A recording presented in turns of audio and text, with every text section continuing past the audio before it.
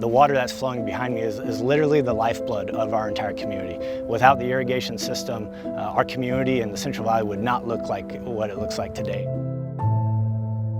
I think we're all highly aware of the state of emergency, in fact, that we're in, with year after year of drought, water insecurity, and at the same time, our need to combat climate change, to produce more renewable energy, rethinking our utility corridors, making them work harder, making them address these critical issues. We need bold solutions today.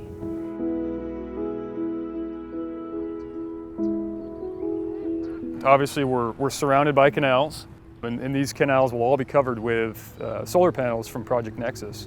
We're also installing the energy storage. We're going to be implementing various different tilts of the solar panels, different structures, just to really see what works best. Project Nexus is really a test bed for putting solar over canals much more broadly in California and elsewhere. Being in Turlock is ideal because Turlock Irrigation District is also an energy provider. So they provide water and energy, and the synergy, it just makes perfect sense. We hypothesized that putting solar panels over canals would have multiple benefits, but here, the rubber meets the road.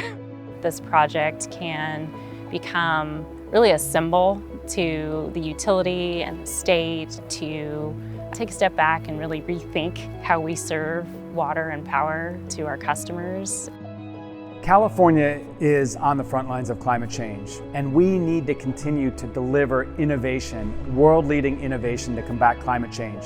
This project is a perfect example.